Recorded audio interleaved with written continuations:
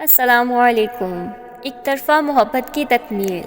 محبت اگر ایک طرفہ بھی ہو تب بھی وہ مکمل محسوس ہوتی ہے، کیونکہ چاہت کا مزہ تبھی تو آتا ہے جب دل کسی کے ہونے سے دھڑکنے لگے، چاہے وہ شخص کبھی اپنا نہ بن سکے۔ یہ کہانی بھی ایک ایسے دل کی ہے جو برسوں تک خاموشی سے کسی کے لیے دھڑکتا رہا۔ مہین ایک عام سی مگر بہت باوقار لڑکی تھی۔ اس کے چہرے پر وہ نرمی تھی جو دلوں میں اتر جائے۔ وہ بولتی کم تھی مگر اس کی آنکھیں ہمیشہ کچھ نہ کچھ کہہ دیتی تھیں۔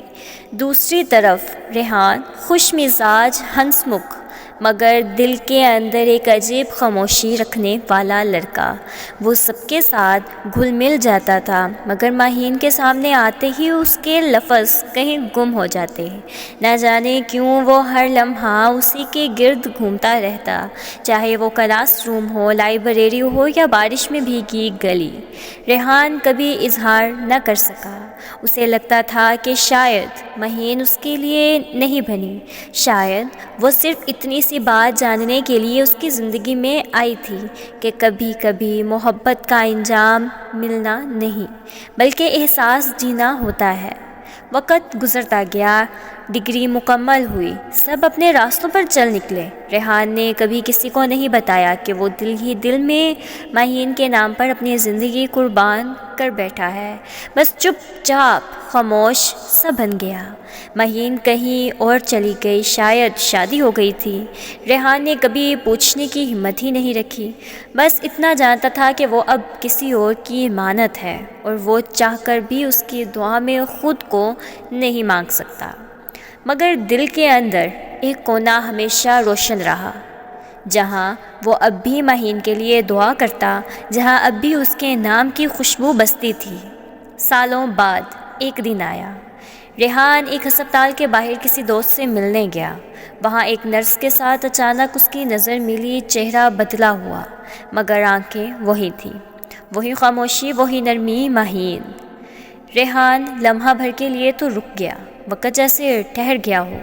مہین نے مسکرا کر پوچھا، ریحان تم ہو نا؟ وہ صرف اتنا ہی کہہ سکا، ہاں میں ہی ہوں۔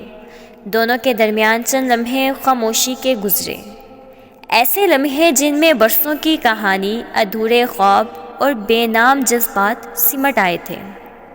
مہین کی آنکھوں میں وہی چمک تھی مگر اس کے چہرے پر وقت کی تھکن صاف دکھائی دے رہی تھی۔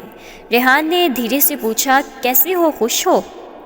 مہین نے ایک لمحے کو آسمان کی طرف دیکھا، پھر مسکرا کر کہا، ہاں اب ٹھیک ہوں۔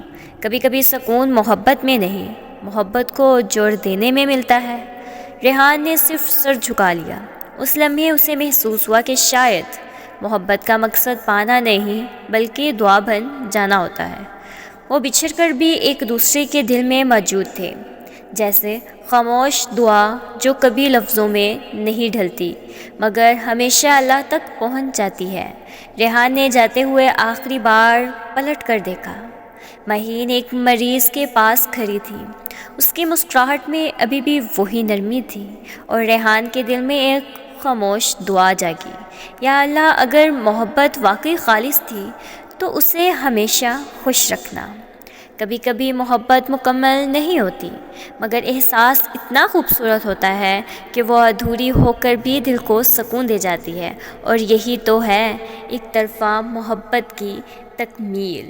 کہانی ختم ہوئی ہے، شاید ابھی باقی ہے، لیکن آپ پیورلی رائس چینل کو سبسکرائب کرنا نہ بھولیے گا، کیونکہ اگلی کہانی میں ہو سکتا ہے اور راز گہرے ہو جائیں، احساس تھوڑا سا اور قریب آ جائے۔ تب تک کے لیے خیال رکھیے گا اور یاد رکھیں کہ ہر کہانی کے پیچھے ایک نیا راز چھپا ہوتا ہے۔